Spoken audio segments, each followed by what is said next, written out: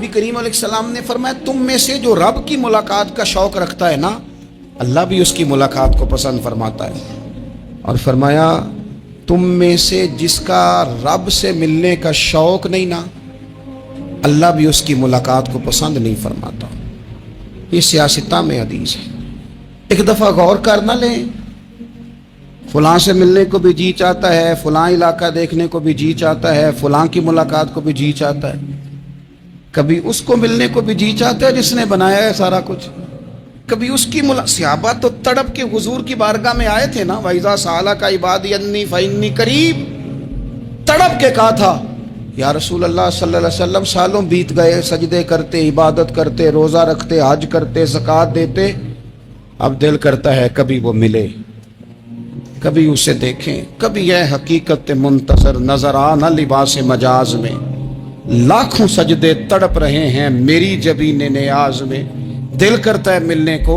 تو جب صحابہ نے آ کے حضور کی بارگاہ میں یہ عرض کی نا، یا رسول اللہ رب سے ملنے کو جی چاہتا ہے، تو اللہ نے فرمایا وَإِذَا سَأَلَكَ عِبَادِي عَنِّي فَإِنِّي قَرِيبٌ، اے محبوب جب میرے بندے آپ کے پاس آ کے میرے بارے میں سوال کریں تو ان سے فرما دو میں تو ان کے قریب ہی ہوں، جب بھی دعا مانگیں گے میں ان کی دعاؤں کو قبول فرماؤں گا، میں قریب ہوں ان کی۔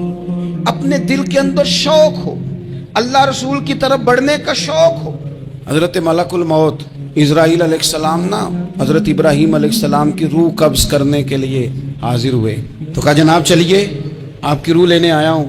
تو حضرت ابراہیم علیہ السلام فرمانے لگے اسرائیل، یہ قاضی ثناء اللہ صاحب پانی پتی رحمۃ اللہ علیہ نے اس کو تفسیر مظہری میں لکھا ہے، حضرت ابراہیم خلیل اللہ علیہ السلام فرمانے لگے اسرائیل کیا کوئی خلیل بھی اپنے خلیل کی روح قبض کرتا ہے؟ وَاتَّخَذَ اللَّهُ إِبْرَاهِيمَ خَلِيلًا، اللہ نے تو مجھے دوست بنایا، دوست ہو کے دوست کی روح قبض کرنے جا رہا ہے۔ حضرت اسرائیل نے ارادہ چھوڑا اور حضرت ابراہیم کا وہ جملہ لے کے رب کی بارگاہ میں حاضر ہوئے۔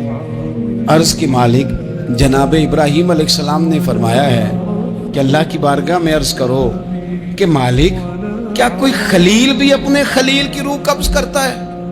تو رب کریم نے فرمایا اب میرا بھی پیغام جا کے جناب ابراہیم کو دے دو، ان سے جا کے کہو رب فرماتا ہے کیا کوئی خلیل بھی اپنے خلیل کی ملاقات کو ناپسند کرتا ہے؟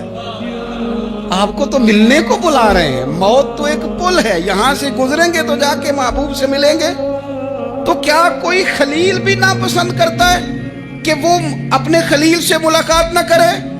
حضرت سیدنا اسرائیل علیہ السلام پیغام لے کے آئے اور کہا ہے اللہ کے خلیل رب فرماتا ہے کیا خلیل بھی خلیل کی ملاقات کو؟ تو حضرت ابراہیم تو کھول کے روئے، کہنے لگے اب دیر نہ کر، اب ذرا جلدی کر، اب ذرا جلدی لے جاؤ۔ امام غزالی کا آخری وقت تھا نا، تو انہوں نے وضو کیا، غسل کیا، خوشبو لگائی، اپنے ہاتھوں سے چادر بچھائی، پھر تکیہ رکھا، پھر لیٹے، پھر حضور پہ درود پڑھا، اور پھر کہنے لگے رب اگر تیری مرضی ہے تو غزالی بھی تیرا تیار ہے۔ بس یہ جملے زبان پہ تھے اور روح پرواز کر گئی۔ موت کو سمجھے ہیں غافل اختتام زندگی، یہ ہے شام میں زندگی پھر صبح دوام میں زندگی۔ عزیز بھائیو ہم نے نا بڑی آسائشیں جمع کر لی، بڑا کچھ اپنی عقل کے زور پر ہم نے اکٹھا کر لیا، نہیں ہمارا پروگرام۔ کسی سے پوچھ لیں صحت کیسی ہے، تو عمر اگر اس کی بڑی اوپر بھی چلی جا رہی ہو، اب تو خیر سالگرہ میں آنے کا رواج ہر جگہ آ گیا ہے، ہم سے بھی لوگ پوچھتے ہیں کہ آپ بتائیں آپ کس تاریخ کو پیدا ہوئے تھے، تو میں کہتا ہوں کوئی کارنامہ سر انجام دے لینے دو پھر بتا دیں گے، ابھی تو کچھ کر نہیں سکے، کچھ بتائیں گے تو کوئی دن بھی منا لیں گے، ابھی تو لگتا ہے کہ بڑا وقت ضائع ہو گیا ہم سے۔ تو عزیز بھائی کوئی نہیں کہتا کہ اب ٹائم آ گیا ہے، شوگر ہو گئی ہے، بلڈ پریشر ہو گیا ہے، طبیعت خراب رہتی ہے، فلانا مسئلہ ہو گیا ہے، تو تمنا موت اور موت کا ڈر اور نہ مرنے کا ارادہ اور دنیا سے دل کو لگا کے رکھنا اور ہر وقت جینے کی خواہش پیدا کرنا اور ہر وقت حلمی مزید کی دوڑ میں رہنا، وہ لوگ اس لیے تیار رہتے تھے، دعائیں مانگتے تھے شہادت کی، کہ انہوں نے نا دنیا بنائی نہیں تھی۔ حضرت عمر نے تو دوسرا کرتا نہیں پہنا ساری زندگی، وہ جو مکان آ رہا تھا وہی چل رہا تھا، وہ تو تھوڑے پہ قرضہ تھا ان پہ، لیکن ہر نماز کے بعد صحیح بخاری میں موجود ہے وہ دعا مانگتے تھے اللہم ارزقنی شہادتا فی سبیلک، یا اللہ ایسا نہ ہو میں تب بھی موت چلا جاؤں، مجھے اپنے رستے میں شہادت کی موت دینا۔ ہر نماز کے بعد دعا مانگی جا رہی، لیکن شہادت والی موت کی نہیں، شہادت والی موت۔ اللہم ارزقنی شہادتاً فی سبیلک۔ اور مالک مدینہ چھوڑنے کو دل نہیں کرتا، یا اللہ شہادت کی موت دینا، اور دینا بھی اپنے نبی کے شہر کے اندر، یہی رہوں، یہی میرا مدفن بنے۔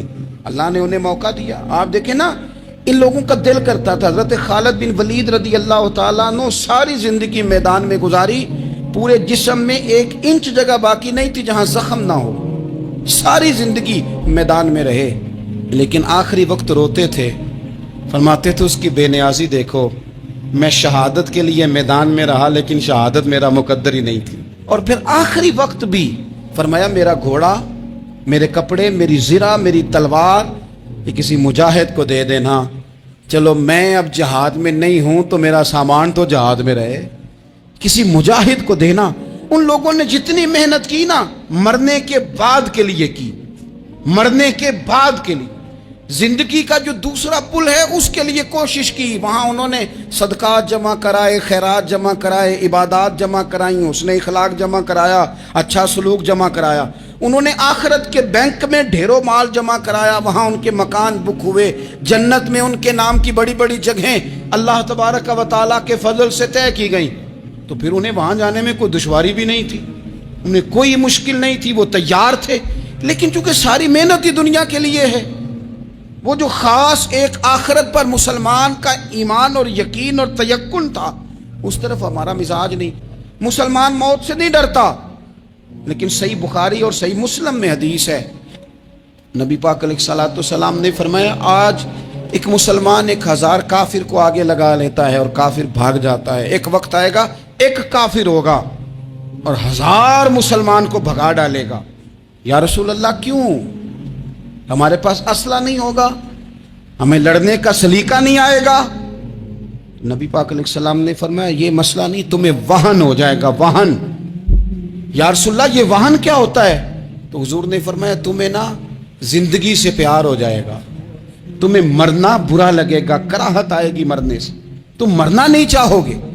تو جب کسی کو زندگی سے پیار ہو جائے تو پھر وہ بھاگتا ہے، پھر وہ ہر بندے کی ہر بات مانتا ہے، چونکہ وہ جینا چاہتا ہے۔ اور کچھ لوگ ایسے ہوتے ہیں، وہ جب بدر میں مسلمان پہنچے نا تو جاسوس بھیجا ابو جہل نے، کہا جاؤ پتہ کر کے اور لوگ کتنے ہیں اور ان میں جوان کتنے ہیں، بوڑھے کتنے ہیں اور اسلحہ کتنا ہے۔ جاسوسی اس دور میں بڑی آسان تھی، کوئی مخصوص وردی تو فوجیوں کی ہوتی نہیں تھی۔ تو وہ شخص آ گیا، مسلمانوں کو دیکھ کر واپس گیا، تو جا کے اس نے بدر کے دن ابو جہل سے کہا کہ وہ 313 ہیں اور ان میں بچے بھی ہیں، بوڑھے بھی ہیں اور اسلحہ بھی زیادہ نہیں، اور گھوڑے اور اونٹ اور سواریاں بھی تھوڑی ہیں۔ تو ابو جہل بڑا ہنسا اور معاذ اللہ کہنے لگا کیا ان نے ہم سے لڑنا ہے، تھوڑے سے تو لوگ آئے، اس طرح کرو صبح نا انہیں پشتوں پہ باندھ کے نا گھوڑوں کی تو مکے لے چلتے ہیں، وہاں جا کے دیکھیں گے ان کے ساتھ کیا کرنا ہے۔ تو وہ جاسوس کہنے لگا پوری بات تو سن لے۔ اس نے کہا پوری بات کیا ہے؟ کہنے لگا آئے 313 ہیں پر گھر واپس جانے کا کسی کا بھی ارادہ نہیں، وہ کشتیاں جلا کے آئے ہیں، میں رات وہاں گزار کے آیا ہوں، میں نے بوڑھوں کو بھی شہادت مانگتے دیکھا ہے، میں نے بچوں کو بھی شہادت مانگتے دیکھا ہے، میں نے ایک ایک کے سینے میں مر مٹنے کا جذبہ دیکھا ہے، وہ جینے کی امنگ لے کے نہیں آئے، ہتھیلی پہ رکھ کے آئے ہیں جان، اور ایک ایک شخص شہید ہو کے جانا چاہتا ہے، اور وہ ایک دوسرے کے پیچھے چھپیں گے نہیں۔ یہ جو موت ہے نا، موت یہ تو ایک پل ہے، اس سے گزریں گے، اللہ رسول کے حضور جائیں گے، جنت کی نعمتیں، خدا کی تیار کی ہوئی رحمتیں مسلمان کا آگے بڑھ کے استقبال کریں گے۔ حضرت عمار بن یاسر رضی اللہ تعالیٰ عنہ کو زخم لگ رہا ہے میدان جہاد میں، اور تیز زخم لگ رہا ہے، سخت تکلیف میں۔ تو ایک شخص نے آ کے پوچھا کیا حال ہے؟ تو آپ فرمانے لگے حال کیا ہونا ہے، تھوڑا سا ٹائم رہ گیا ہے۔ تو بندہ پریشان ہو گیا، اس نے کہا کس بات میں؟ فرمانے لگے تھوڑا سا ٹائم رہ گیا، بس میں نبی پاک سے ملنے والا ہوں اور حضور کے صحابہ سے ملنے والا ہوں۔ حضرت عمار بن یاسر رضی اللہ تعالیٰ کہنے لگے تھوڑا سا ٹائم رہ گیا، تھوڑا سا، مرنا مرنا ہر کوئی یا کھیتے، میں بھی یا کھا مرنا، تے جس مرنے تھی خوشبو نہ آوے او مرنا کی مرنا، تے جس مرنے وچ سونا راضی اس مرنے تو کی ڈرنا۔ ایک گل رکھنا یاد کہ میرا جس دن ہووے مرنا، سب کچھ کرنا، سب کچھ کر کے میرا منہ روزے ول کرنا، شاید میرا آقا آوے میں دیدار حضور دا کرنا۔ فرمایا کہ وہ تو بالکل قریب آ گیا ٹائم۔ حضرت سیدنا بلال حبشی رضی اللہ تعالیٰ عنہ آخری وقت ہے، لوگ بڑا اس کا منظر جب بیان کرتے ہیں تو خوفناک بیان کرتے ہیں، اس طرح کا لہجہ اختیار کرتے ہیں کہ بات سن کے بندہ کانپ جائے۔ سیدنا بلال حبشی رضی اللہ تعالیٰ عنہ بالکل آخری وقت ہے، جانے کا ٹائم۔ تو حضرت بلال کی اہلیہ قریب بیٹھی ہیں تو کہنے لگی بڑے غم کا موقع آ گیا، غموں کی رات شروع ہو گئی، حالات میرے لیے مشکل آ گئے۔ آپ نے فرمایا کیا ہوا؟ کہنے لگی آپ جا رہے ہیں؟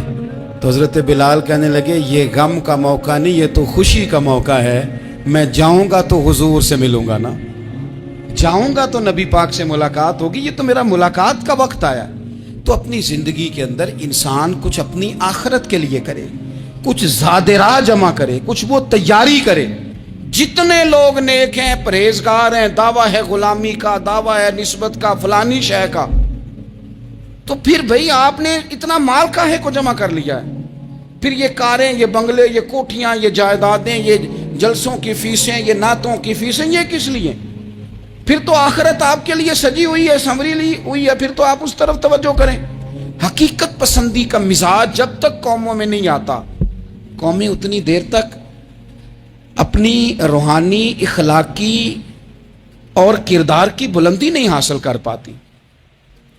تو موت کی تمنا، یہاں ایک بات اور سن لیں، شریعت اسلامیہ کے اندر مصیبتوں سے گھبرا کر موت کی تمنا کرنا منع ہے۔ کوئی شخص کسی مشکل میں ہے، بیماری میں ہے، تکلیف میں ہے، دکھ میں ہے، تو موت کی تمنا کرے کہ اس بیماری سے تو مر جاؤں تو اچھا ہے، تو یہ منع ہے اس کے لیے۔ ہمارے ہاں کچھ لوگ لا علمی کی بنیاد پر چھوٹا سا جھگڑا گھر میں ہوا تو کہتے ہیں میں تو اللہ سے دعا کرتا ہوں میں اب مار ہی جاؤں۔ بھائی آپ اتنی سی بات نہیں سہ سکے اور آپ نے اتنی سی بات پر اتنی بڑی بات کر دی کہ میں اب چلا ہی جاؤں، اور یہ جھگڑوں کے اندر عام لوگ کہہ دیتے ہیں یہ منع ہے۔ نبی پاک صلی اللہ تعالیٰ علیہ وسلم نے اس سے منع فرمایا، بلکہ مسلم شریف میں فرمایا کہ اگر تم نے کبھی دعا کرنی بھی ہو کسی وقت تو ان لفظوں سے کر سکتے ہو کہ یا اللہ جب تک میرا زندہ رہنا میرے حق میں بہتر ہے، مجھے دنیا میں رکھ، اور جب میرا یہاں سے چلے جانا تیری حکمت کا تقاضا ہے اور میرے حق میں بہتر ہے تو پھر مجھے ایمان کے ساتھ لے جا، پھر تو مجھے لے جا۔ تمنا موت کی کرنا اور مصیبتوں سے گھبرا کر کرنا، وہ بھائی مشکلات میں جینا تو حسن ہے۔ اصل میں نا جس کی جان تھی نا اس کے نام نہیں نہ لگائی ہم نے کبھی بچوں کے نام لگا دی، کبھی کاروبار کے نام لگا دی، کبھی دوستوں کے نام لگا دی، پھر وہ بے وفا ہوا تو مرنے کو جی چاہا، وہ بے وفا ہوا تو مرنے کو جی چاہا، اس نے تنگ کیا تو مرنے کو جی چاہا۔ النبی اولیٰ بالمؤمنین من انفسہم، اللہ فرماتے ہیں تم نہیں جان کے مالک، میرا نبی تمہاری جانوں کا مالک ہے۔ جان پاوے نہ جان میرے محبوبہ، میں تے لگیاں توڑ نہ بھیساں، رات تیرے وچ رول کے مرساں، تے قدم نہ پیچھا ہٹیساں، شہر تیرے دے ٹکڑے منگساں، تے تیرے کتیاں دے قدم چمیساں، آزم اے جان امانت تیری، تو جدوں منگ سیں میں پیش کرے ساں۔ یہ تو کسی اور کی ہے، ہماری ہے نہیں۔ تو بہت سارے لوگ گھبرا کر ہو بڑی تکلیف آ گئی، بھئی آپ جلدی نہ کریں، بالکل جلدی نہ کریں، آپ حوصلہ پیدا کریں، اور جیا تو جاتا ہی مشکل میں ہے۔ اقبال نے کہا تھا کارے جہاں دراز ہے اب میرا انتظار کر، یہ زندگی لمبی ہے، یہ مشکلات سے ہو کر کے گزرتی ہے، اس میں مد و جزر رہتا ہے۔ تو شریعت اسلامیہ میں منع ہے موت کی تمنا کرنا، موت کی خواہش کرنا، بلکہ نبی پاک صلی اللہ تعالیٰ علیہ وسلم نے تو یہاں تک ارشاد فرمایا کہ تم موت کی تمنا نہ کرو، اس لیے کہ اگر تم برے ہو اور زندہ ہو تو ہو سکتا ہے زندگی میں اللہ تمہیں توبہ کی توفیق دے دے، اور اگر تم اچھے ہو تو پھر بھی موت کی تمنا نہ کرو، اس لیے کہ اچھے ہو تو تمہاری اچھائی میں روز برکت ہی ہو رہی ہے، لوگوں کو فائدہ ہی ہو رہا ہے, خیر ہی بٹ رہی ہے. تمنا موت کی کرنا, اور ویسے بھی نہ ہم اپنی مرضی سے یہاں آئے ہیں اور نہ مرضی سے جانے کی کوشش کرنی چاہیے. معاذ اللہ, نہ اپنی مرضی آئے ہیں نہ اپنی مرضی. اپنی مرضی سے کوئی مرنے کی کوشش کرے گا تو خودکشی حرام ہے, اور رب رسول کی مرضی سے مرے گا تو وہ شہادت ہے. وہ اس طرح کی شہادت ہے کہ جس میں کہا مردہ کہنا ہی نہیں, یہ تو زندہ ہے, اس لیے کہ میرے نام پہ مر گیا ہے. تو موت کی تمنا کرنا یا اس طرح کا رویہ منع ہے. البتہ یہ جو یہود کا کام تھا, ان کا جو لہجہ تھا, اللہ فرماتے ہیں یہ تو ہزار سال عمر مانگتی ہیں تو جانا ہی نہیں چاہتے. کچھ لوگ لمبی عمر کے حریص ہوتے ہیں, اس کی وجہ یہ ہوتی ہے کہ آخرت کے لیے کام نہیں کیا, آخرت پر اس طرح کا یقین نہیں, اس طرح کا مزاج نہیں, دنیا داری کا مزاج بن گیا, بہت سارا مال جمع کر لیا, بڑے بنگلے بنائے, اتنی مشکل دنیا داری کٹھی کی, اب چھوڑ کے مر جائیں. لوگوں کا مرنے کو دل ہی نہیں کرتا, کوئی ارادہ ہی نہیں ہے, بالکل نہیں دنیا چھوڑنا چاہتے, محنت سے کٹھی کی ہے, اتنے لاؤ لشکر بنائے ہیں, اب کیسے چھوڑ جائیں. کچھ لوگ ایسے ہیں جنہوں نے گٹھڑی باندھ کے رکھی ہوئی ہے, ان کو زیادہ ویٹ نہیں کرنا پڑتا, اس لیے کہ انہوں نے کوئی سامان بوکی نہیں کرایا, تو جو ہے ہینڈ کیری ہے, اس لیے لوگ انتظار کرتے رہیں گے اور جناب بلال حبشی جنت میں پہنچ بھی جائیں گے. ابھی میزان عمل لگا ہوگا لیکن حضرت ابو ذر غفاری جنت میں ٹہلتے ہوئے نظر آ رہے ہوں گے. لوگوں نے جمع نہیں نہ کیا, جتنا مال زیادہ اتنی چیکنگ بھی اس کی زیادہ, جتنے بیگ زیادہ, ایئرپورٹ پہ اتنا انتظار بھی زیادہ. ہینڈ کیری والے کو کوئی مسئلہ اسی کسے دے کچھ بھی نہ لگ دے تے نہ کوئی ساڈا دردی, بھئی مال کا ہے کا تو حساب کا ہے کا. مولا علی شیر خدا کرم اللہ تعالی وجہہ الکریم سے کسی نے کہا ہم گنجائشیں تلاش کرتے ہیں نا, اور شریعت کی گنجائش اختیار کرنے میں حرج بھی کوئی نہیں ہوتا. شریعت گنجائش دیتی ہے, مال جائز ہو آپ کو تو آپ اس کو استعمال کریں, بڑا مکان بنائیں, بڑی جائیداد خریدیں, بڑی گاڑی میں سفر کریں, مہنگا موبائل خریدیں, اچھے کپڑے پہنیں, کوئی منع نہیں کرتا. لیکن جو حضور کا مزاج ہے, جو سرکار نے اپنے لیے پسند کیا, وہ یہ ہے کہ سویرے روٹی کھانی ہے, شام کو فاقہ کرنا ہے. تو حضرت مولا علی شیر خدا کرم اللہ تعالی وجہہ الکریم سے کسی نے کہا کہ چلو جائز پیسے اکٹھے کر لیں, جائز تو جمع کرنا منع نہیں. تو حضرت علی کی باتیں بڑی حکمتوں والی تھی نا, تو ایک جملے میں انہوں نے کئی جواب دے دیے. کہنے لگے میاں مال حرام ہو تو عذاب ہوتا ہے, حلال ہو تو حساب ہوتا ہے, لہٰذا ہم دونوں کام ہی نہیں کرتے, نہ ادھر جاتے ہیں نہ ادھر جاتے ہیں. جمع کرنے کی حاجت کیا ہے؟